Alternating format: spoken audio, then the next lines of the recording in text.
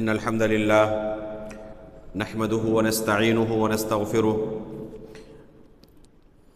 ونعوذ بالله من شرور أنفسنا ومن سيئات أعمالنا من يهده الله فلا مضل له ومن يضلل فلا هادي له وأشهد أن لا إله إلا الله وحده لا شريك له وأشهد أن محمدًا عبده ورسوله يا أيها الذين آمنوا اتقوا الله حق تقاته ولا تموتن إلا وأنتم مسلمون يا أيها الناس اتقوا ربكم الذي خلقكم من نفس واحدة وخلق منها زوجها وبث منهما رجالا كثيرا ونساء واتقوا الله الذي تساءلون به والأرحام إن الله كان عليكم رقيبا يا أيها الذين آمنوا اتقوا الله وقولوا قولا سديدا يصلح لكم أعمالكم ويغفر لكم ذنوبكم ومن يطع الله ورسوله فقد فاز فوزا عظيما أما بعد فإن أصدق الحديث كتاب الله وأحسن الهدي هدي محمد صلى الله عليه وسلم وشر الأمور محدثاتها وكل محدثة بدعة وكل بدعة ضلالة وكل ضلالة في النار۔ محترم و مکرم حاضرین مجلس، اللہ رب العالمین کے فضل و کرم سے گزشتہ 20 دروس میں ہم نے قرآن کریم کے اندر اللہ رب العالمین کے اسماء اور صفات کے متعلق جو بیان ہوا ہے، جسے شیخ الاسلام علامہ ابن تیمیہ رحمہ اللہ نے العقیدۃ الواسطیہ کے شروع میں بیان کیا ہے، اس کی شرح اور تفسیر سے فارغ ہو چکے۔ آج سے ایک نیا چیپٹر شروع ہو رہا ہے، وہ چیپٹر ہے سنت رسول کے اندر، احادیث رسول صلی اللہ علیہ وسلم کے اندر اللہ رب العالمین کے اسماء کے متعلق، اللہ رب العالمین کی صفات کے متعلق کیا بیان ہوا ہے، انشاءاللہ آج سے ہم وہ پڑھنا شروع کریں گے۔ چنانچہ شیخ الاسلام علامہ ابن تیمیہ رحمہ اللہ العقیدۃ الواسطیہ کے اندر اس چیپٹر کو شروع کرتے ہوئے فرماتے ہیں، ثم فی سنت رسول اللہ صلی اللہ علیہ وسلم فالسنت تفسر القرآن وتبینہ وتدل علیہ وتعبر عنہ وما وصف الرسول به ربہ عز وجل من الاحادیث الصحاح التي تلقاها أهل المعرفة بالقبول وجب الإيمان بها كذلك۔ شیخ الاسلام علامہ ابن تیمیہ رحمہ اللہ اس چیپٹر کے اندر، اس فصل کے اندر فرماتے ہیں کہ سنت رسول کے اندر بھی قرآن کی طرح ہی اللہ رب العالمین کے متعلق کافی کچھ بیان ہوا ہے کہ اللہ رب العالمین کی معرفت کیسے حاصل کریں۔ اگر اپنے رب کی معرفت ہمیں حاصل کرنی ہو تو اللہ کے رسول صلی اللہ علیہ وسلم کی احادیث کی طرف ہمیں دیکھنا چاہیے کہ اللہ کے رسول نے اللہ رب العالمین کے بارے میں ہمیں کیا تعلیم دی ہے، کیا خبر دی ہے۔ چنانچہ فرماتے ہیں فالسنت تفسر القرآن، اللہ کے رسول کی جو احادیث ہیں یہ حدیثیں قرآن کی تفسیر کرتی ہیں۔ قرآن اللہ رب العالمین نے نبی صلی اللہ علیہ وسلم پر نازل کیا۔ اس قرآن کو پوری امت میں سب سے زیادہ اگر کسی نے صحیح طریقے سے سمجھا ہے تو وہ رسول اللہ صلی اللہ علیہ وسلم کی ذات ہے۔ رسول اللہ صلی اللہ علیہ وسلم کے متعلق ہمیں یہ عقیدہ رکھنا چاہیے کہ رسول اللہ صلی اللہ علیہ وسلم اللہ رب العالمین کی شریعت کو سمجھنے میں اور اسے لوگوں تک پہنچانے میں معصوم تھے۔ اللہ کے رسول سے یہ ممکن ہی نہیں کہ قرآن کریم کو، اللہ کی شریعت کو سمجھنے میں غلطی ہو جائے۔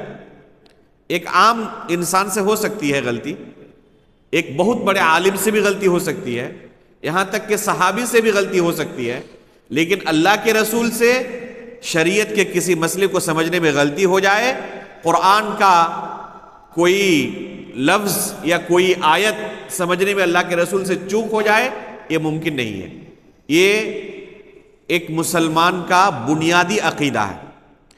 تو اللہ کے رسول کی جو حدیثیں ہیں یہ قرآن کی تفسیر کرتی ہیں، قرآن کے معنی کو صحیح طریقے سے بیان کرتی ہیں۔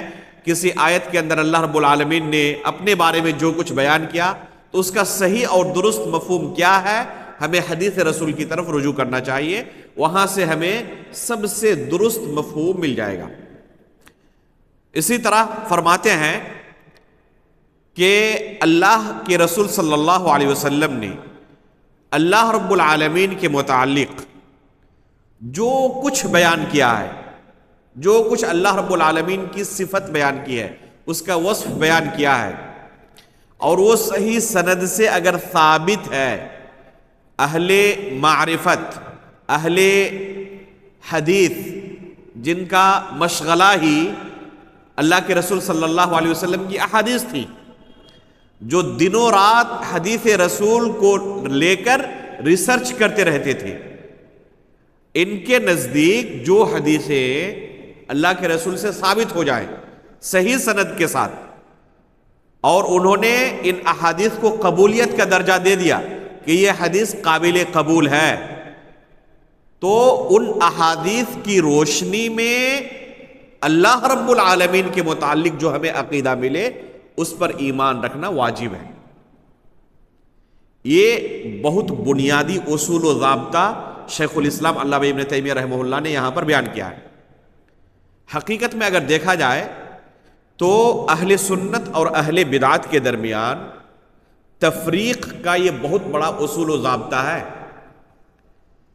آپ اہل سنت والجماعت کے جو امتیازی اوصاف ہیں، جو خصوصیات ہیں، جو انہیں اہل بدعت سے ممتاز کرتی ہیں، آپ فرق کرنا چاہیں کہ کیسے ہم فرق کریں کہ یہ اہل سنت میں سے ہے یا اہل بدعت میں سے ہے، تو ان میں سے ایک بہت بڑا اصول و ضابطہ یہ ہے کہ دیکھیں اس کے نزدیک دین کو حاصل کرنے کا، دین سیکھنے کا سورس کیا ہے۔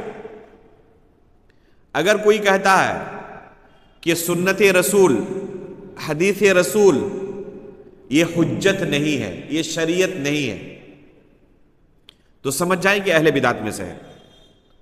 اہل سنت والجماعت کا کبھی بھی یہ طریقہ نہیں رہا کہ وہ کسی مسئلے کی دلیل کے طور پر قرآن اور حدیث میں تفریق کرے اور یہ کہے کہ قرآن میں اگر دلیل ملے گی تو قبول کریں گے، حدیث میں ملے گی تو ہم اس کے ماننے کے لیے مکلف نہیں ہے۔ یہ طریقہ اہل بدعت کا طریقہ ہے۔ چنانچہ جو بھی گمراہ فرقے ہیں، تمام گمراہ فرقوں کے اندر ایک مشترک کامن بیماری یہ ہے کہ ان کے یہاں سنت رسول کو وہ مقام حاصل نہیں ہے جو صحابہ اکرام، تابعین، تبع تابعین کے نزدیک تھا۔ صحابہ اکرام اللہ کے رسول کی حدیث کو وہی درجہ دیتے تھے جو قرآن کریم کو درجہ دیتے تھے۔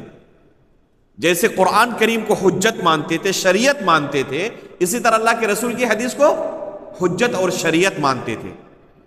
اللہ کے رسول صلی اللہ علیہ وسلم نے مستقبل میں جو فتنے رونما ہوں گے، جب تک اللہ کے رسول اس دنیا میں تھے کسی طرح کا کوئی فتنہ ظاہر نہیں ہوا تھا، لیکن مستقبل میں ہوں گے، اس کی اللہ کے رسول نے پیشن گوئی کی تھی کہ ہمیشہ قیامت تک اس طرح تمام کے تمام لوگ ایک دین، ایک منہج اور ایک شریعت پر باقی رہے، ایسا نہیں ہوگا، بلکہ عنقریب میری وفات کے بعد بہت سارے فتنے اس امت میں ظاہر ہوں گے۔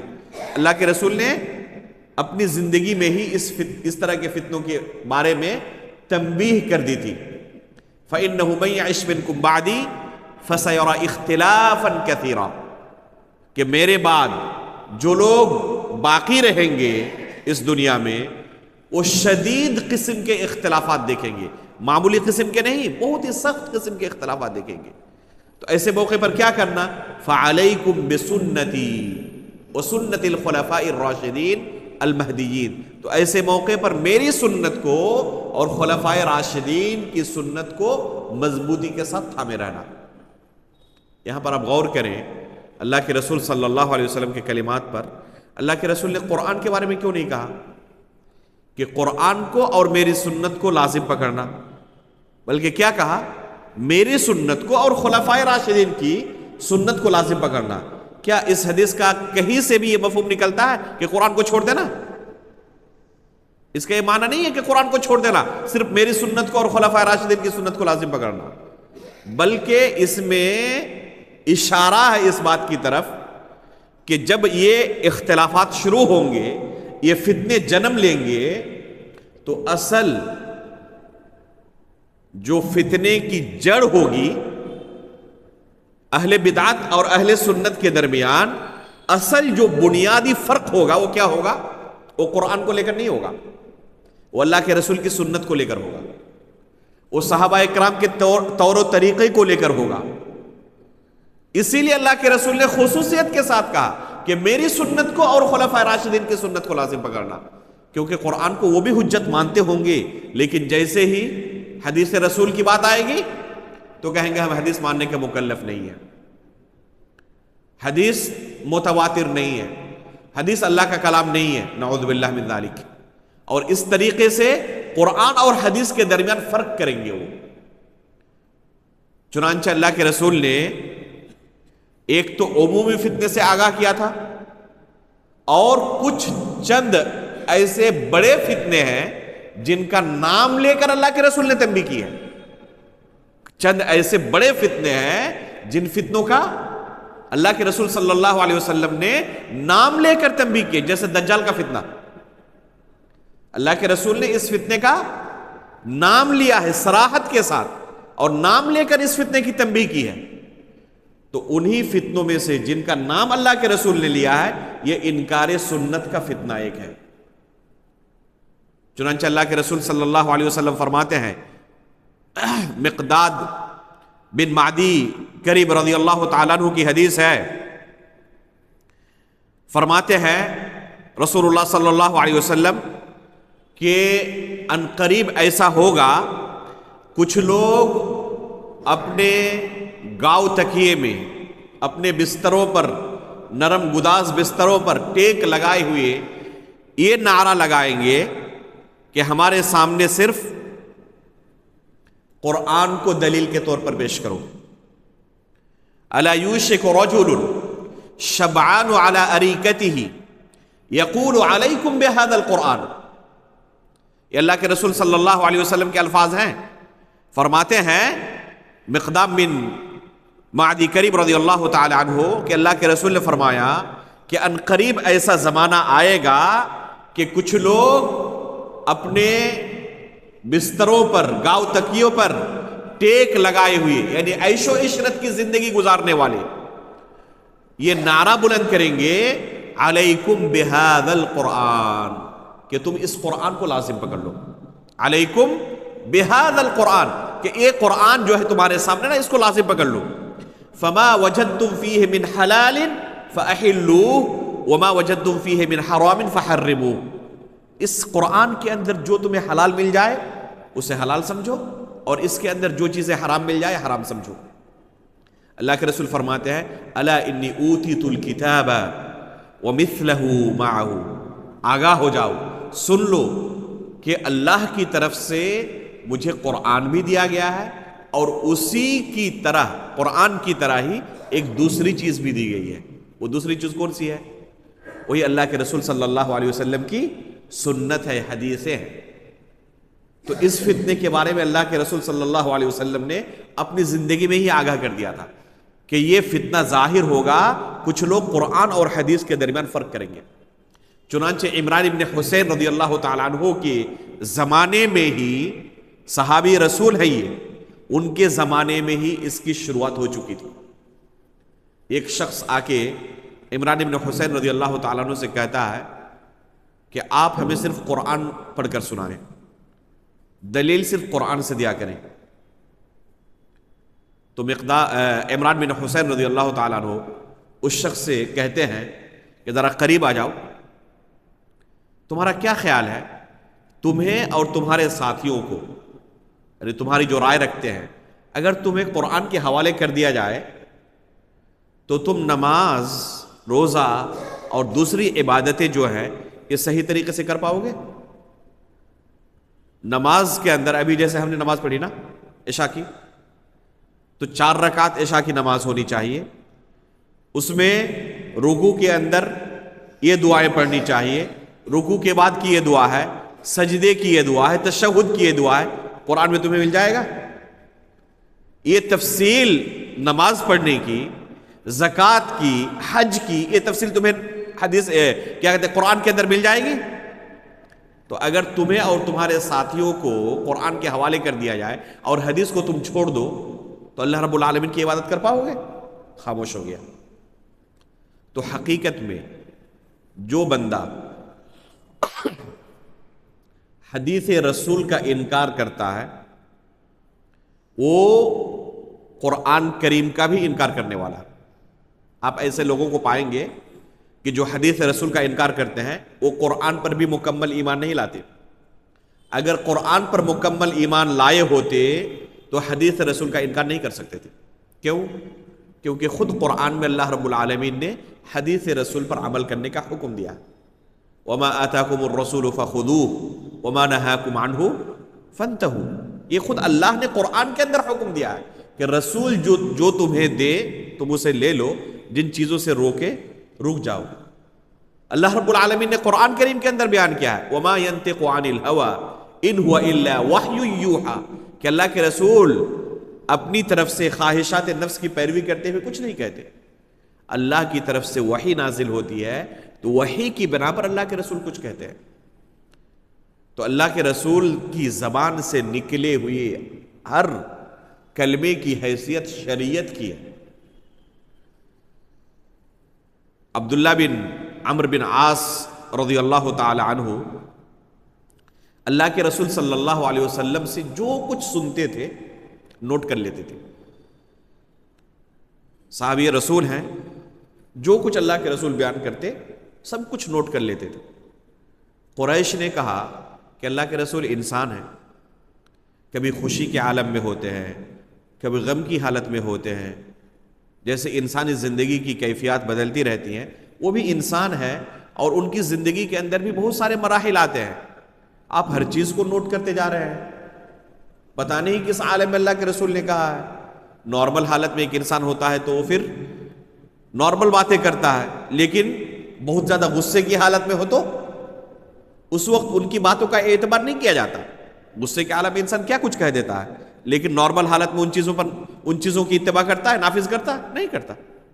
خوشی کے عالم میں کیا کچھ کہہ دیتا ہے، لگتا ہے کہ پوری دنیا لٹا دے گا، لیکن جب نارمل حالت میں ہوتا ہے تو پھر اس کی حالت بدل جاتی ہے. تو اللہ کے رسول انسان ہیں، وہ بھی نارمل حالت میں جب ہوتے ہیں تو الگ حالت ہوتی ہے. خوشی کے عالم میں ہوتے ہیں، کبھی کبھی غم کے عالم میں ہوتے ہیں، کبھی غصے کی حالت میں ہوتے ہیں. تو آپ ہر چیز نوٹ کرتے جا رہے ہو. تو انہوں نے اللہ کے رسول کے سامنے یہ اشکال جا کے پیش کیا. عبداللہ بن عمرو بن عاص رضی اللہ تعالیٰ عنہ سے جب کہا قریش نے اس طرح کی بات، تو اللہ کے رسول کے سامنے جا کر اس اشکال کو پیش کیا کہ قریش اس طرح کی باتیں کر رہے ہیں آپ کے بارے میں، اور میں ہر چیز نوٹ کر رہا ہوں تو مجھ پر وہ نکیر کر رہے ہیں، تو کیا کروں، چھوڑ دوں یا لکھتے رہوں؟ تو اللہ کے رسول نے اپنی منہ کی طرف اشارہ کرتے ہوئے کہا اکتب فوالذی بیدہ ما یخرج منہ الا حق، کہ تم لکھتے رہو اس ذات کی قسم جس کے ہاتھ میں میری جان ہے، یہاں سے جو کچھ نکلتا ہے وہ برحق ہوتا ہے. کبھی بھی کوئی باطل چیز میری زبان سے نہیں نکل سکتی، چاہے خوشی کے عالم میں ہو، غم کی حالت میں ہو، غصے کی حالت میں ہو. اللہ کے رسول کی زبان سے کوئی باطل چیز نکل جائے یہ ممکن نہیں ہے. تو اللہ کے رسول اس باب میں معصوم تھے. ممکن ہی نہیں ہے کہ کوئی خلاف شریعت بات اللہ کے رسول کی زبان سے کسی بھی حالت میں نکل جائے. تو یہ ہمارا ایمان ہے حدیث کے متعلق. اس لیے اللہ کے رسول نے اللہ رب العالمین کے متعلق جو کچھ کہا ہے اس پر ایمان لانا اسی طرح واجب ہے جیسے کہ قرآن کے اندر جو کچھ اللہ کے بارے میں ہمیں ملے ایمان لانا واجب ہے. اہل بدعت اس چیز کو تسلیم نہیں کرتے. جتنی بھی گمراہ فرقے ہیں تمام کے اندر یہ بیماری ہے کہ حدیث رسول کو یہ مقام نہیں دیتے جو ابھی ہم نے صحابہ اکرام کا طریقہ بیان کیا، اہل سنت والجماعت کا طریقہ بیان کیا. اسی وجہ سے اہل السنت والجماعت ان کو کہا جاتا ہے. اہل السنہ کیوں کہا جاتا ہے؟ کیونکہ یہ سنت کو حجت مانتے ہیں، شریعت مانتے ہیں، اور اہل بدعت سنت کو حجت نہیں مانتے۔ اگر مانتے بھی ہوں تو وہ مقام نہیں دیتے جو قرآن کا مقام ہے، تفریق کرتے ہیں۔ قرآن کو پہلا درجہ حاصل ہے اس اعتبار سے کہ یہ اللہ کا کلام ہے، شرف کے اعتبار سے قرآن کا درجہ اوپر ہے، لیکن دلیل ہونے کے اعتبار سے، حجت اور شریعت ہونے کے اعتبار سے دونوں ہم پلہ ہیں، دونوں ایک درجے میں ہے، کیونکہ دونوں وحی ہے۔ قرآن بھی وحی ہے اور یہ بھی وحی ہے، وہ وحی متلو ہے، یہ وحی غیر متلو ہے، لیکن وحی ہونے میں دونوں برابر ہے، شریک ہیں۔ تو اہل سنت والجماعت یہ تفریق نہیں کرتے، اسی وجہ سے انہیں اہل السنت والجماعت کہا جاتا ہے۔ لہذا جو اللہ کے رسول نے شک ظاہر کیا تھا، شک نہیں بلکہ پیشن گوئی کی تھی، شک کا لفظ درست نہیں ہے، اللہ کے رسول نے جو پیشن گوئی کی تھی کہ یہ فتنہ ظاہر ہو گیا اس امت کے اندر، بہت ہی جلد اللہ کے رسول صلی اللہ علیہ وسلم کی وفات کے بعد یہ فتنہ ظاہر ہو چکا تھا، اور مختلف طرح کے لوگ سنت رسول کو لے کر چیمی گوئی کرنے لگے تھے۔ بر صغیر کے اندر خصوصی طور پر ہندوستان، پاکستان، بنگلہ دیش اور اس علاقے میں خصوصی طور پر سب سے زیادہ حدیث رسول پر طعن و تشریح کرنے والے پیدا ہوئے، خصوصاً اس آخری 1-2 صدی کے اندر، 100-150 سال کے اندر سب سے زیادہ یہی سے متشککین یعنی حدیث رسول کے اندر شکوک و شبہات پیدا کرنے والے پیدا ہوئے۔ یہ پوری تاریخ ہے ان کی، سر سید احمد خان سے لے کر ادھر عبداللہ چکڑالوی، احمد دین امرتسری، غلام پرویز، اسی طرح اہل قرآن گروپ، چراغ علی اور مولانا مودودی بھی انہی میں سے، گرچہ انہوں نے صراحت کے ساتھ حدیث کا انکار نہیں کیا ہے، مولانا مودودی نے صراحت کے ساتھ حدیث رسول کا انکار نہیں کیا ہے، لیکن حدیث رسول کے متعلق شکوک و شبہات پیدا کرنے میں کوئی کسر نہیں چھوڑی ہے، چور دروازہ قائم کرنے میں کوئی کسر باقی نہیں رکھی۔ چنانچہ آپ ان کی کتاب مسلک اعتدال پڑھیں، اس کا صحیح نام مسلک اعتزال رکھنا چاہیے۔ اعتدال کے نام پر کیا کچھ گل کھلایا ہے اس کتاب کے اندر، آپ دنگ رہ جائیں گے۔ مولانا اسماعیل سلفی گوجرانوالا رحمہ اللہ نے زبردست طریقے سے اس کی خبر لی ہے اور جماعت اسلامی کا نظریہ یہ حدیث لکھ کر اس کا دندان شکن جواب دیا ہے، زبردست۔ اسی طرح شیخ صلاح الدین مقبول احمد حفظہ اللہ جو ہمارے اس ملک کے بہت ہی جید عالم ہیں، انہوں نے عربی زبان میں ایک کتاب لکھی ہے زوابع فی وجہ السنت قدیما و حدیثا، یعنی سنت رسول پر جو داغ ہے اہل بدعت کی طرف سے قدیم زمانے سے لے کر آج تک پوری تاریخ بیان کر دی ہے۔ اللہ عالم اس کا اردو میں ترجمہ ہوا ہے نہیں ہوا ہے، اگر نہ ہوا تو اس کا ترجمہ ہونا چاہیے۔ بڑی پیاری کتاب ہے عربی زبان میں، زوابع فی وجہ السنت قدیما و حدیثا، قدیم زمانے سے لے کر آج تک جتنے بھی سنت رسول کے متعلق ہرزہ سرائی کرنے والے ہیں سب کی تاریخ بیان کی ہے دلائل کے ساتھ، ان کی کتابوں سے نقل کر کے، خصوصاً مولانا مودودی کے بارے میں آخر میں ان کی کتابوں کے حوالے کوٹ کر کے جو انہوں نے سنت رسول کے متعلق شکوک و شبہات پھیلایا ہے تو اس کے تعلق سے زبردست طریقے سے بیان کیا ہے اور ان کا جواب پیش کیا ہے۔ صحیح بخاری مثال کے طور پر، صحیح بخاری کے اندر اس کے بارے میں قدیم زمانے سے لے کر سلف کے زمانے سے لے کر آج تک پوری امت کا اجماع ہے کہ یہ کتاب اللہ کے بعد کیا ہے، قرآن مجید کے بعد سب سے صحیح ترین کتاب ہے، اس پر پوری امت کا اجماع ہے، یہاں تک کہ جو مخالفین ہیں، دشمن ہیں، وہ بھی تسلیم کرتے ہیں کہ قرآن کریم کے بعد سب سے صحیح ترین کتاب کون سی ہے، صحیح بخاری ہے۔ مولانا مودودی اس کے بارے میں کیا کہتے ہیں، واللہ اتنا سخت جملہ کہ نقل کرتے ہوئے بھی کلیجہ کانپتا ہے۔ مولانا مودودی اس کے بارے میں صحیح بخاری کے بارے میں کہتے ہیں کہ بڑا سے بڑا غلو کرنے والا، غلو کرنا جانتے ہیں؟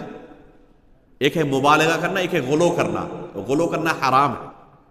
اللہ کے رسول نے غلو کرنے سے اپنی امت کو منع کیا تھا کہ میرے بارے میں غلو نہ کرنا. نصارہ نے عیسیٰ علیہ السلام کے بارے میں غلو کرتے ہوئے کیا کہا تھا؟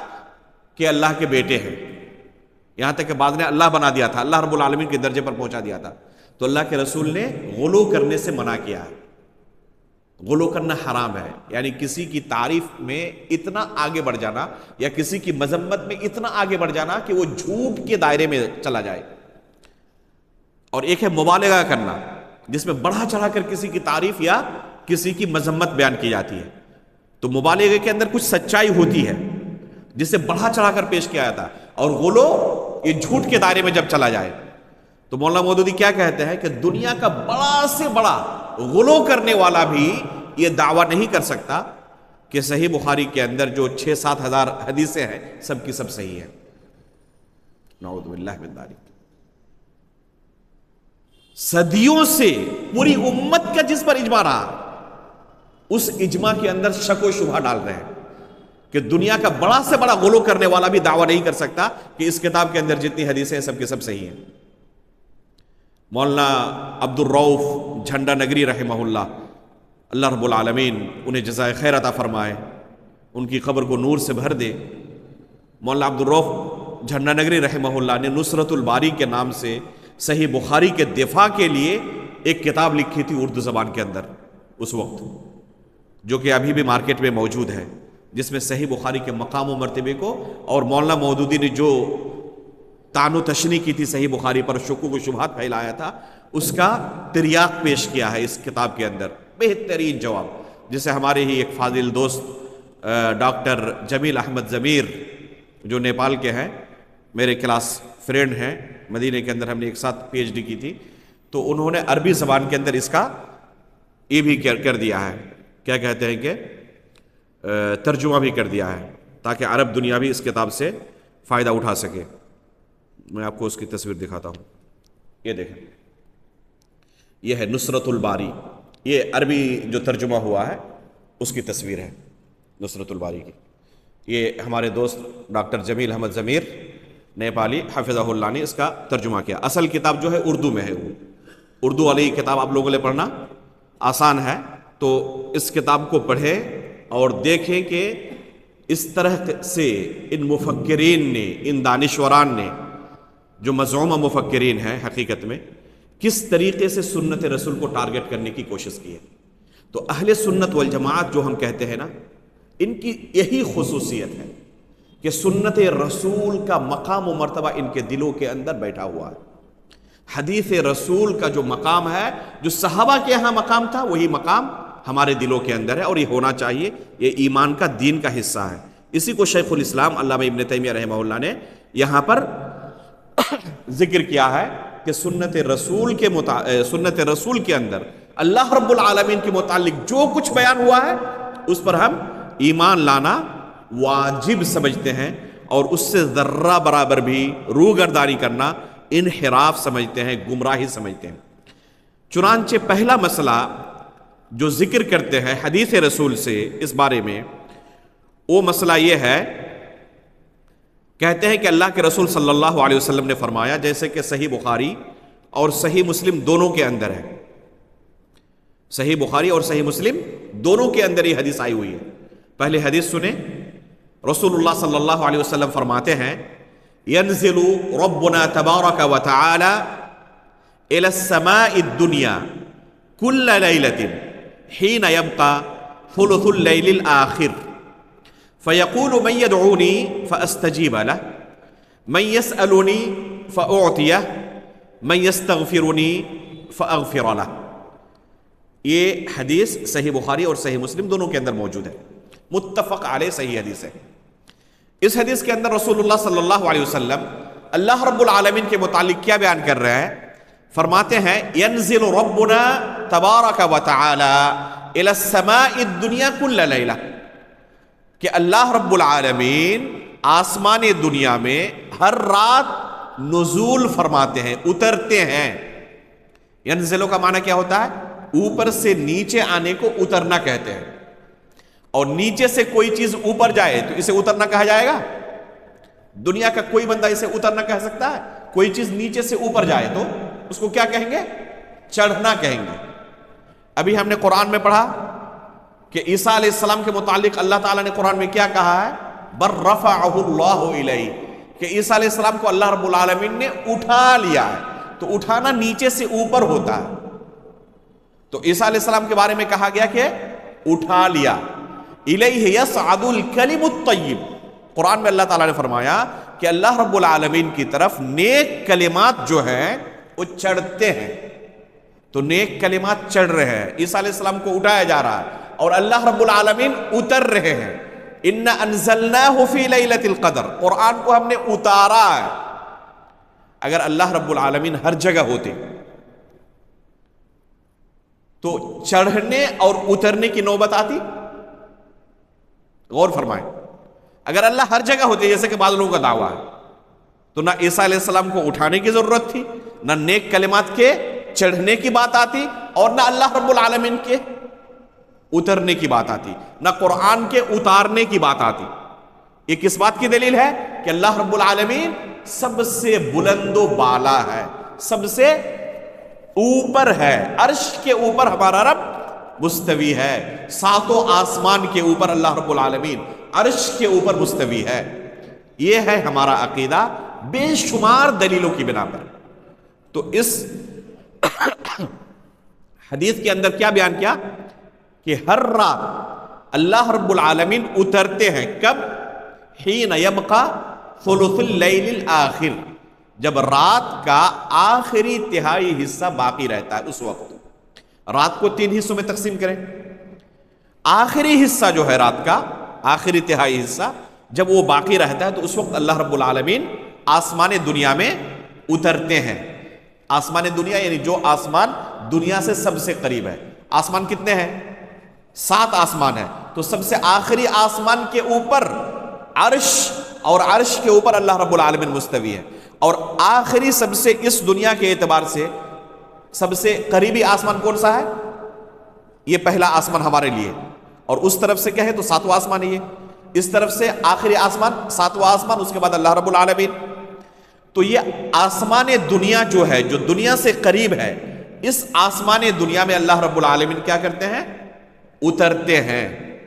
فیقول، اور اترنے کے بعد کہتے ہیں من یدعونی فاستجیب لہ، کون ہے میرا ایسا بندہ جو مجھ سے طلب کرے، مجھ سے اپنی حاجت پوری کرنا چاہے.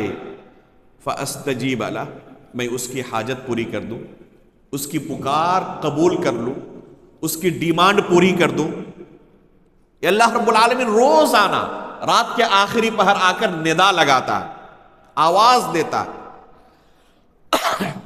پھر کہتا ہے من یسألنی فأعطیہ، کون ہے ایسا میرا بندہ جو مجھ سے سوال کرے اور میں اسے عطا کر دوں، میں اسے دے دوں. من یستغفرنی فاغفر لہ، کون ہے میرا ایسا بندہ جو مجھ سے اپنے گناہوں کی بخشش طلب کرے اور میں اس کی گناہوں کو معاف کر دوں، مغفرت کر دوں. یہ صحیح بخاری اور صحیح مسلم دونوں کے اندر حدیث آئی ہوئی ہے. اس کے اندر بہت سارے عقیدے کے مسائل موجود ہیں. پہلا مسئلہ اور سب سے اہم مسئلہ کیا ہے کہ اللہ رب العالمین کا نزول اس حدیث میں ثابت ہے. اس لیے ہم ایمان لاتے ہیں جو کہ حدیث کے اندر وارد ہے کہ اللہ رب العالمین رات کے آخری پہر نزول فرماتے ہیں. اگر کوئی کہے کیسے، تو جواب وہی ہے جو ہم نے پہلے سے دیا ہوا ہے کہ کیفیت کے بارے میں اللہ رب العالمین نے، اللہ کے رسول نے نہیں بتایا، اس لیے ہم کیفیت نہیں بیان کر سکتے. جیسے کہ اس کی شان کے لائق ہے، اس کی کیفیت ہم نہیں بیان کر سکتے. نہ صحابہ نے پوچھا نہ اللہ کے رسول نے بیان کیا، اس لیے کیفیت کا علم ہمارے پاس نہیں ہے. جو بیان ہوا ہے اس پر ہم ایمان لاتے ہیں. نزول جب اللہ رب العالمین آسمان دنیا میں کرتے ہیں تو یہ اس بات کی دلیل ہے کہ اللہ رب العالمین اوپر ہے، بلند ہے، اس لیے نزول کی ضرورت پڑی. اگر بلند نہ ہوتے، ہر جگہ ہوتے تو چڑھنے کی ضرورت پڑتی. آسمان دنیا میں نزول کی ضرورت نہیں پڑتی۔ اہل بدعت اس حدیث کا کیا جواب دیں گے؟ مدینے کے اندر ایک افریقی سے 2-3 دنوں تک بحث ہوتی رہی اس حدیث کو لے کر۔ بدعتی تھا، خرافاتی تھا، ہمارے ساتھیوں نے اس کے ساتھ جم کر بحث کی۔ جب اس کے سامنے یہ سوال رکھا تو ہکا بکا ہو گیا اور بھاگا وہاں سے۔ سوال کیا تھا آخر میں؟ ہمارے ایک ساتھی نے کہا، وہ کیا کہتا رہا جو اہل بدعت شروع سے کہتے ہیں۔ اہل بدعت اس حدیث کا معنی بیان کرتے ہوئے کہتے ہیں کہ یہاں ینزل ربنا سے مراد ینزل امر ربنا یا تنزل رحمت ربنا، یہاں پر اللہ رب العالمین کا نزول مراد نہیں ہے، اللہ رب العالمین کا حکم نازل ہونا مراد ہے، یا اللہ کی رحمت کا نازل ہونا مراد ہے، خود اللہ رب العالمین کا نازل ہونا مراد نہیں ہے۔ یہ اہل بدعت اس کی تعویل کرتے ہیں، اور اسی تعویل کو وہ درست ثابت کرنے کے لیے 2-3 دن تک کوشش کرتا رہا، جس طرح اہل بدعت کرتے ہیں انہی شبہات کو پیش کرتا رہا۔ ہمارے ایک ساتھی نے کہا کہ یہ تو بعد میں ہم فیصلہ کریں گے، چلو کہ تمہاری یہ دلیلیں کتنی حد تک درست ہیں، بس مجھے ایک سوال کا جواب دے دو کہ اگر اللہ رب العالمین ہر جگہ ہے، عرش کے اوپر نہیں ہے، تو نزول کیوں کرتے ہیں، چڑھتے کیوں نہیں ہے؟ ہکا بکا ہو گیا۔ مان لیا ہم نے کہ اللہ رب العالمین کا حکم نازل ہوتا ہے، اللہ کی رحمت نازل ہوتی ہے، لیکن نازل ہی کیوں ہوتی ہے، چڑھتی کیوں نہیں ہے؟ اب اس کا کوئی جواب نہیں۔ تو اگر اس کی تعویل مان بھی لیا جائے 1 منٹ کے لیے کہ اللہ تعالیٰ نازل نہیں ہوتا، اس کا حکم نازل ہوتا ہے، اس کی رحمت نازل ہوتی ہے، لیکن سوال ہے کہ نازل ہی کیوں ہوتی ہے، پھر چڑھتی کیوں نہیں ہے؟ تو یہ تعویلیں باطل ہے، صحابہ اکرام نے یہ تعویل نہیں کی تھی۔ اس لیے ہم وہی عقیدہ رکھیں گے جو اللہ کے رسول نے بیان کیا کہ اللہ رب العالمین نزول فرماتے ہیں۔ اب کوئی اللہ رب العالمین کو مخلوق پر قیاس کرتے ہوئے، جیسے کہ بہت سارے لوگوں کی عادت ہے، مخلوق پر قیاس کرتے ہوئے اس کا انکار کرے تو اس کی گنجائش نہیں ہے۔ چنانچہ بہت سارے لوگ عقل کی کسوٹی پر تولتے ہوئے اس حدیث کا بھی انکار کر دیتے ہیں۔ کیسے؟ کہتے ہیں کہ یہ حدیث الرحمن علی العرش استوى جو آیت ہے اس کے مخالف ہے۔ کیسے مخالف ہے؟ اللہ کے رسول پر وہ آیت نازل ہوئی، اللہ کے رسول نہیں سمجھ پائے، اور یہاں بیان کر رہے ہیں کہ اللہ رب العالمین نزول فرماتے ہیں۔ آپ اللہ کے رسول سے زیادہ بہتر اس کا مطلب کہ سمجھ رہے ہیں وہ قرآن کی اس آیت کو۔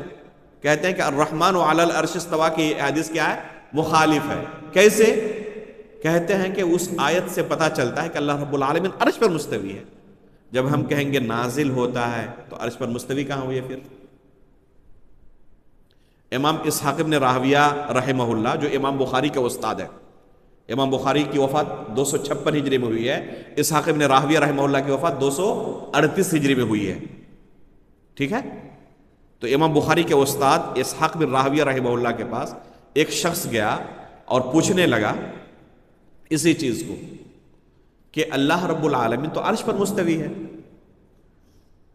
تو کیسے نزول فرماتا ہے پھر؟ جب نزول فرمائے گا تو عرش پر اللہ رب العالمین نہیں رہے گا، اور قرآن کہہ رہا ہے کہ اللہ تعالیٰ عرش پر مستوی ہے، یعنی یہی شبہ پیش کرنے کی کوشش کر رہا ہے کہ یہ حدیث قرآن کے مخالف ہے، اس لیے قرآن کو تو ماننا ضروری ہے، اس کو تو ہم یہ نہیں کر سکتے، بس اس حدیث کو چھوڑ دو گے۔ ان کے نزدیک حل یہی ہے۔ تو اسحاق بن راہویہ رحمہ اللہ نے جواب دیا کہ پہلے مجھے ایک سوال کا جواب دو کہ اللہ رب العالمین اس بات پر قادر ہے یا نہیں کہ عرش پر بھی مستوی ہو اور نزول بھی فرمائے؟ بس مجھے ایک سوال کا جواب دے دو، تم کیا خیال کرتے ہو اللہ تعالیٰ کے بارے میں کہ اللہ رب العالمین عرش پر بھی مستوی ہو اور آسمان دنیا میں نزول بھی فرمائے، اس پر قادر ہے یا نہیں؟ تو اس نے کہا کہ قادر ضرور ہے، ہم یہ تو نہیں کہہ سکتے کہ اللہ تعالیٰ قادر نہیں ہے۔ تو کہا کہ جب قادر مانتے ہو اللہ تعالیٰ کو، پھر کلام کیوں کرتے ہو؟ جب مانتے ہو کہ اللہ رب العالمین اس پر قادر ہے کہ عرش پر بھی مستوی رہے اور آسمان دنیا میں نزول بھی فرمائے، جب قادر ہے تو اشکال پھر کہاں سے آیا؟ خاموش ہو گیا۔ کچھ لوگ آج کے زمانے میں یہ اشکال پیش کرتے ہیں کہ رات کے آخری پہر حدیث میں آیا کہ جب تیسرا حصہ آخری حصہ جب ہوتا ہے تو اس وقت اللہ رب العالمین نزول فرماتے ہیں. تو آخر انڈیا کے اعتبار سے یا سعودی عرب کے اعتبار سے یا امریکہ کے اعتبار سے یا نیوزی لینڈ کے اعتبار سے کس ملک کے اعتبار سے آخری پہر؟ ہر جگہ کہیں نہ کہیں پر آخری پہر ہوتا ہی رہتا ہے. یہی جواب یہی سوال ہم اس بھائی سے بھی کریں گے جو امام اسحاق بن راہویہ نے اس شخص سے کیا تھا کہ اللہ رب العالمین عرش پر مستوی ہوتے ہوئے آسمان دنیا میں رات کے آخری پہر نزول فرمائے اور ہر ملک کے حساب سے اپنے اپنے رات کے آخری پہر میں ہو. یہ ممکن ہے اللہ کے لیے؟ نہیں ہے. اللہ تعالیٰ اس پر قادر ہے یا نہیں ہے؟ کیا کہے گا؟ قادر ہے. جب قادر مانتے ہو تو پھر کلام کیوں کرتے ہو؟ جو ہمارے سلف نے جواب دیا ہے بالکل وہی ہم سوال کریں گے اور وہی ہمارا بھی جواب ہوگا جو انہوں نے کہا. حقیقت میں اس طرح کے سوالات ذہن میں کیوں آتے ہیں جانتے ہیں؟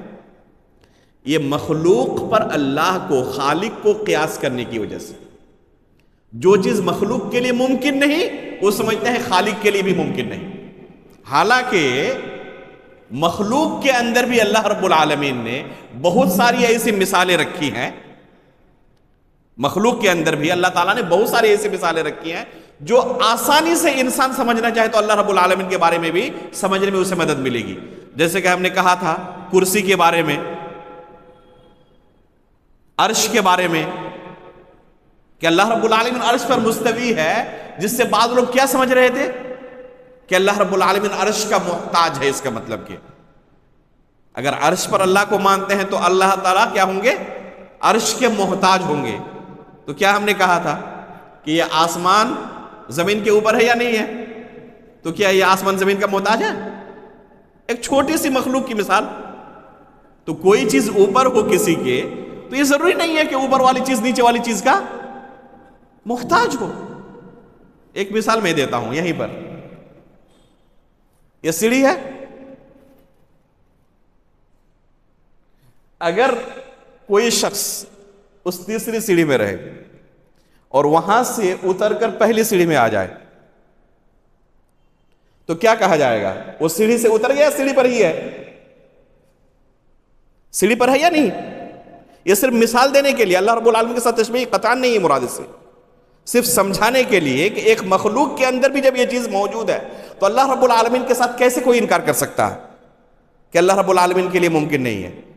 ایک شخص تیسری سیڑھی پر تھا تب بھی سیڑھی پر ہے، اور وہاں سے اتر کے پہلی سیڑھی پہ آ گیا تب بھی سیڑھی پر ہے یا نہیں ہے؟ اب کہے کہ وہ اترا یا نہیں اترا؟ وہ اترا بھی اور ابھی بھی سیڑھی پر ہے.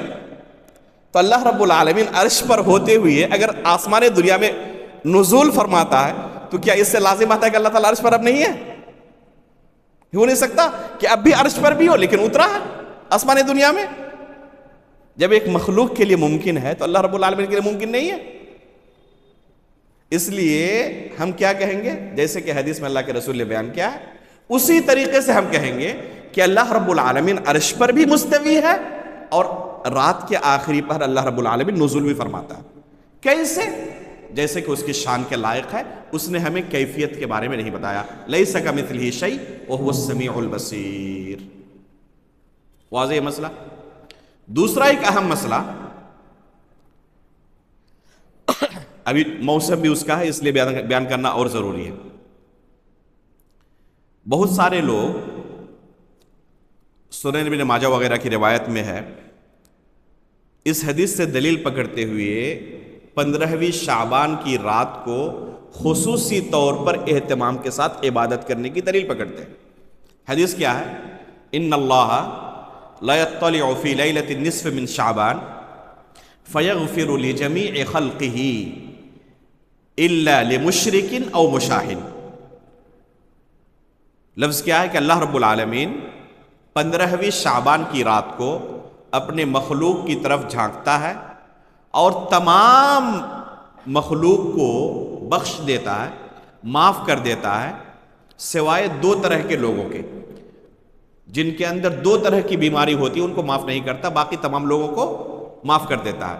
وہ 2 طرح کے کون کون لوگ ہیں؟ مشرک اور مشاہن، یعنی جن کے یہاں شرک کی بیماری ہے یا جن کے دلوں میں اپنے بھائیوں کے متعلق کینہ، کپٹ، بغض و حسد ہے، ان کو معاف نہیں کرتے. یہ حدیث ثابت ہے یا ثابت نہیں ہے، ضعیف ہے، اس بارے میں اختلاف ہے۔ بہت سارے محدثین کے نزدیک یہ حدیث ثابت ہی نہیں ہے، ضعیف ہے۔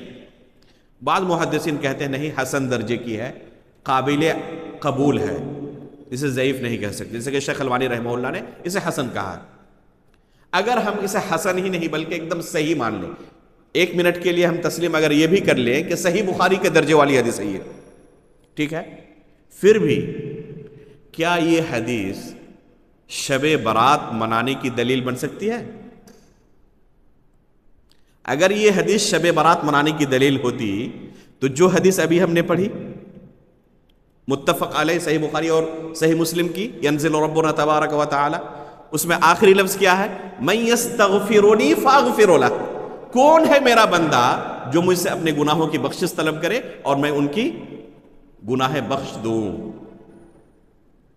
تو اگر وہ حدیث شب برات منانے کی دلیل ہے تو یہ حدیث سال بھر ہر رات کو منانے کی دلیل ہے۔ پھر تو ان کو چاہیے کہ ہر رات کو اسی طرح منائے جس طرح شب برات کو مناتے ہیں، حالانکہ اس حدیث میں کسی عمل کا کوئی تذکرہ نہیں ہے، ایک فضیلت ہے بس اگر اس حدیث کو صحیح مانا جائے کہ اللہ رب العالمین اس رات کو اپنے بندوں کو بخش دیتے ہیں۔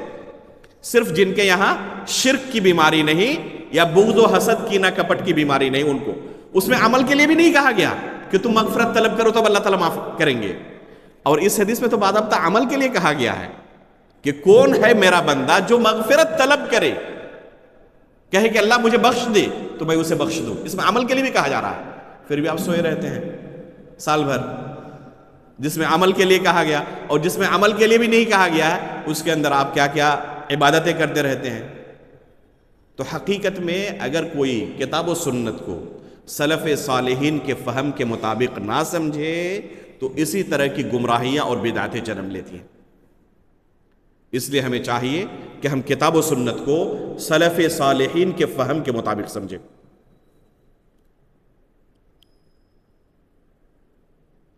اس حدیث سے بے شمار مسائل نکلتے ہیں۔ علماء نے بے شمار مسائل کا استعمال کیا ہے، وقت نہیں ہے کہ ان تمام مسائل کا آپ کے سامنے ذکر کیا جائے، اختصار کے ساتھ 2-4 اہم مسائل کا آپ کے سامنے بیان ہو رہا ہے۔ یہ حدیث اس بات کی دلیل ہے کہ اللہ رب العالمین صفت کلام سے متصف ہے یا نہیں؟ جو اہل بدعت انکار کرتے ہیں اللہ رب العالمین کے کلام کا، اس حدیث کے اندر ان کے لیے رد موجود ہے۔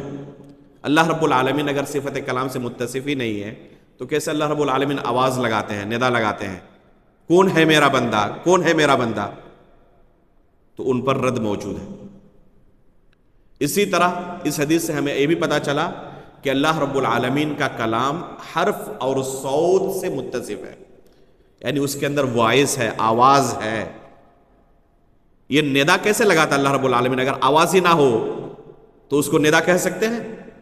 اس لیے اللہ رب العالمین کا کلام آواز کی صفت سے متصف ہے۔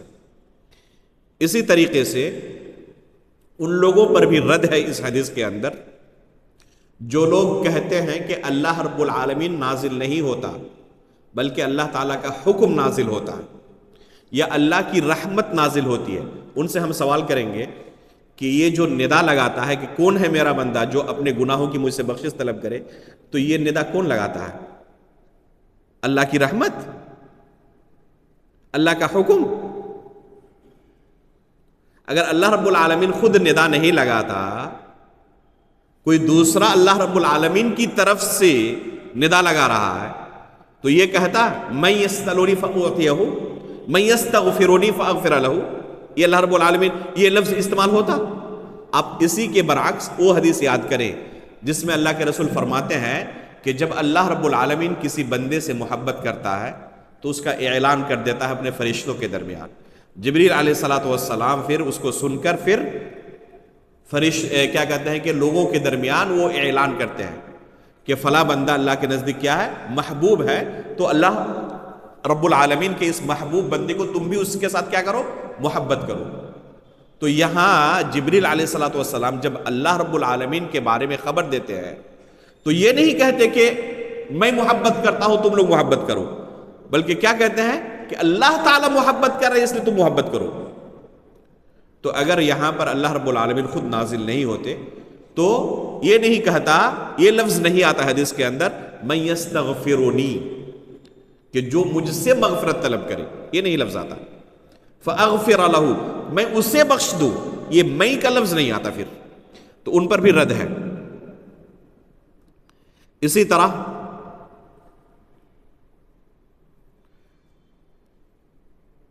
صوفیہ حضرات کے یہاں ایک بدعت پائی جاتی ہے، وہ کہتے ہیں کہ دعا سے کوئی فائدہ حاصل نہیں ہوتا. استغفر اللہ.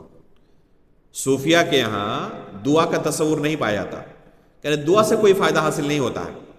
جسے اللہ رب العالمین کو دینا ہو اللہ رب العالمین ایسے ہی عطا کرتا ہے، جسے نہ دینا ہو لاکھوں مانگے کچھ نہیں ہوتا. یہ بہت بڑا شبہہ ہے، اور اس کے تعلق سے میں نے تفصیلاً بیان کیا ہے. یہ شبہہ لوگوں کے ذہن کے اندر داخل کرنا آسان بھی ہو جاتا ہے. کہتے ہیں کہ ہم نے اتنی دعائیں کی غزہ والوں کے لیے، فلسطین والوں کے لیے، کیا ہوا؟ کچھ فائدہ ہوا؟ اس کا مطلب کیا؟ ہم دعائیں کرتے ہیں، اس کا کوئی خاص فائدہ نہیں ہوتا ہے. جو اللہ کو دینا ہے دیتا ہے، بغیر دعا کے بھی بہت ساری چیزیں آپ کو مل بھی گئی، آپ نے نہیں مانگا تھا، اور کتنی چیزیں آپ نے مانگی نہیں ملی، تو پتہ چلا کہ دعا سے کچھ فائدہ نہیں ہوتا ہے. جو ملنا ہے ملنا ہے، جو نہیں ملنا ہے نہیں ملنا ہے. یہ صوفیہ کا باطل عقیدہ ہے. اہل سنت والجماعت کا یہ عقیدہ نہیں ہے. میں نے تفصیلاً اس کے بارے میں بیان کیا ہوا ہے، اس کی ریکارڈنگ بھی ہوئی ہے.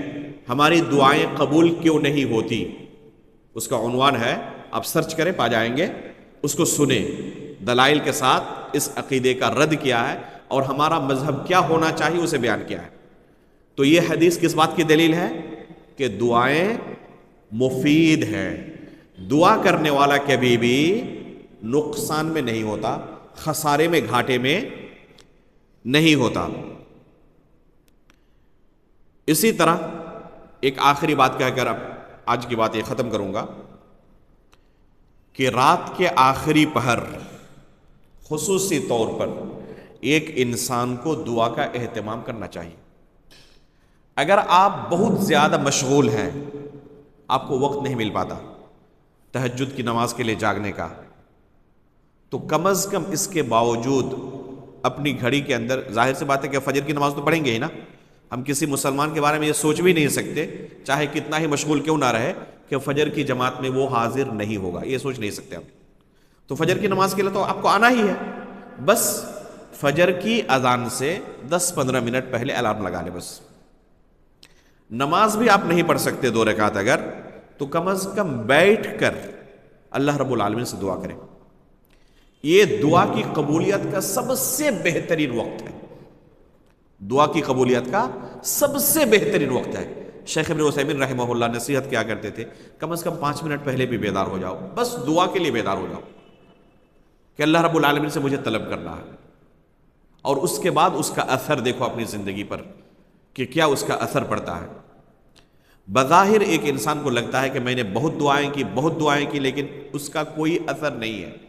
ایک انسان مثال کے طور پر بچوں سے محروم ہے، اولاد سے محروم ہے، 10 سال 20 سال گزر چکے شادی کے، بچے نہیں ہو رہے ہیں، دعائیں کر رہا ہے روزانہ راتوں کو اٹھ کر، اسے لگ رہا ہے کہ میری دعا قبول نہیں ہو رہی ہے. اگر قبول ہوئی ہوتی تو مجھے اولاد مل جاتی، لیکن اب تک نہیں ملی، اس کا مطلب کہ میری دعا قبول نہیں ہوئی. بظاہر اس کی بات صحیح معلوم ہوگی آپ کو کہ اس کی دعا قبول نہیں ہوئی، لیکن کیا حقیقت یہی ہے؟ میرے بھائیو، حقیقت یہ نہیں ہے. رسول اللہ صلی اللہ علیہ وسلم کی صحیح حدیث ہے کہ جب بندہ دعا کرتا ہے 3 حالت میں سے کوئی ایک حالت ضرور ہوتی ہے. یا تو جو چیز اس نے مانگی وہی چیز اسے فوراً مل گئی، یا دوسری حالت یہ ہوتی ہے کہ اسی دعا کی برکت کی وجہ سے بہت سارے مصیبتوں سے، بہت ساری مشکلات سے اللہ رب العالمین اسے محفوظ رکھتا ہے. اور یہ غیب سے متعلق چیز ہے جس کا بندے کو احساس تک نہیں ہو پاتا. مثال کے طور پر مان لیں کہ اللہ رب العالمین نے کسی کی تقدیر میں لکھا ہے کہ 1 گھنٹے کے بعد وہ روڈ ایکسیڈنٹ کے اندر اپاہج ہو جائے گا اور 20 سال تک بستر پر پڑا رہے گا. وہ زندہ رہے گا لیکن کسی لائق نہیں رہے گا، بستر پر پڑا ہوا رہے گا. اگر اس کو یہ اختیار دیا جاتا تمہارے پاس دو آپشن ہے، جو تم نے دعا کی، جو چیز اللہ سے مانگا تم نے وہی تم لے لو، یا پھر ابھی تمہارے اوپر ایک مصیبت آنے والی ہے 1 گھنٹے کے بعد، روڈ ایکسیڈنٹ کے اندر تم اپاہج بن جاؤ گے اور 20 سال تک زندہ رہو گے، دنیا میں بستر پر رہو گے اپاہج بن کر. دونوں میں سے کون سا چاہیے تمہیں؟ کون اختیار کرے گا وہ کہ اس مصیبت سے مجھے نجات مل جائے؟ بہتر ہے جو چیز مانگ رہا وہ نہ ملے، کوئی بات نہیں. کہے گا نہیں کہے گا؟ اسی لیے سلف صالحین کہا کرتے تھے کہ غیب کو اللہ رب العالمین اگر واضح کر دیتا، ظاہر کر دیتا لوگوں پر کہ مستقبل میں تمہارے ساتھ یہ کچھ ہونے والا ہے، تو بندہ اپنے لیے، ایک مومن بندہ اپنے لیے وہی اختیار کرتا جو خود اللہ رب العالمین نے اس کے لیے اختیار کیا ہوا ہے پہلے سے. اس کو لگ رہا ہے کہ میری دعا قبول نہیں ہوئی، میں نے تو بہت مانگا، لیکن اس بندے کو احساس نہیں ہے کہ کتنی مصیبتوں سے اللہ رب العالمین نے اسے محفوظ رکھا ہے. تو یہ دوسری حالت ہوئی دعا کی. تیسری حالت یہ ہے کہ اللہ رب العالمین بیلنس کے طور پر آخرت کے لیے جمع کر رہا ہے. جو کچھ مانگا اس کے کھاتے میں نیکی جمع ہو گئی، اور یہ سب کچھ اسے جنت کے اندر ملنے والی ہے اس کا بدلہ. اور ان تینوں میں سب سے بہتر آپشن کون سا ہے؟ یہ آخری والا. سب سے بہتر آپشن کسی بھی بندے کو اگر کہا جائے، مومن بندے کو، کہ تمہارے پاس 3 آپشن ہے، ابھی جو تم نے مانگا وہی تم لے لو، یا پھر کچھ مصیبتیں آنے والی ہیں ان سے تم محفوظ ہو جاؤ، یا پھر جنت کے اندر تمہیں محل دیا جائے گا ایک. کون سا اختیار کرے گا؟ ہر مومن بندہ کہے گا کہ جنت میں چاہیے مجھے. تو اللہ رب العالمین کبھی بھی دعا کرنے والے کو خالی ہاتھ نہیں لوٹاتا ہے. اس لیے کبھی بھی انسان کو دعا سے پیچھے نہیں ہٹنا چاہیے. دعا کرتے رہے، اللہ تعالیٰ سے مانگتے رہے، مانگتے رہے، مانگتے رہے. یہ نہ سوچیں کہ میں نے جو چیز مانگی نہیں ملی. اللہ کے رسول سے زیادہ محبوب کوئی ہو سکتا ہے اللہ کے نزدیک؟ اللہ کے رسول پر خانہ کعبہ کے اندر اونٹ کی اوجری ڈالی گئی. کس لیے؟ کوئی گھریلو جھگڑا تھا؟ جن لوگوں نے اللہ کے رسول کی پیٹھ پر اوجری ڈالی تھی، کہ اللہ کے رسول نے ان کے گھروں پر بلڈوزر چلایا تھا؟ کوئی گھریلو جھگڑا نہیں تھا. جھگڑا کون سا تھا؟ اللہ کے دین کی نشر و اشاعت کا جھگڑا تھا. اللہ کے لیے جھگڑا تھا. یہ مظلوم ہے اللہ کے رسول، محبوب سب سے اللہ کے نزدیک، خانہ کعبہ کے اندر ہے، اور نام لے کر ان قریش کے متعلق اللہ کے رسول بد دعا کر رہے ہیں کہ اللہ تو ان کو پکڑ لے، ان کو پکڑ لے، ان کو پکڑ لے. لیکن اللہ کے رسول کی یہ بد دعا مظلوم ہونے کے باوجود، کفار ظالمین کے حق میں کرنے کے باوجود، خانہ کعبہ کے اندر کرنے کے باوجود فوراً قبول نہیں ہوئی. کب قبول ہوئی؟ کئی سالوں کے بعد جنگ بدر میں. تو اگر اللہ کے رسول کے ساتھ یہ تاخیر ہو سکتی ہو، ہمارے اور آپ کے ساتھ اگر تاخیر ہو جائے تو کوئی بڑی بات ہوئی؟ اس لیے کبھی بھی انسان کو دعا سے پیچھے نہیں ہٹنا چاہیے. اللہ کے رسول تو یہ نہیں کہا کہ میں اللہ کا رسول ہوں، مظلوم تھا، خانہ کعبہ کے اندر دعا کی. پھر بھی یہ جتنے کفار تھے سب دندناتے پھر رہے ہیں، کسی پر کوئی آفت نازل نہیں ہوئی. اللہ کے رسول نے کبھی بھی اس کی وجہ سے رنج اور افسوس کا اظہار نہیں کیا، اور نہ دل کے اندر کسی طرح کا کوئی رنج اور افسوس تھا. تو ایک انسان کو اللہ رب العالمین کے متعلق حسن ظن رکھنا چاہیے، مطمئن رہنا چاہیے. اور حقیقت میں اللہ تعالیٰ کو جتنا انسان پہچانے گا، اللہ رب العالمین کی معرفت حاصل ہوگی، اس رب سے محبت ہی بڑھتی جائے گی. اللہ رب العالمین سے ہم دعا کرتے ہیں کہ حقیقی معرفت اس کی ہمیں حاصل ہو. اللہ رب العالمین یہ علم حاصل کرنا ہمارے لیے آسان کر دے، اس کا پورا بدلہ آخرت میں ہمیں عطا فرمائے. ایمان کی حالت پر ہماری وفات ہو، نبیین، صدیقین، شہداء و صالحین کے ساتھ ہمارا حشر ہو. آمین. تقبل رب العالمین. وصلی اللہ علی نبینا محمد. سبحانک اللہم و بحمدک، اشہد ان لا الہ الا انت، استغفرک و اتوب الیک.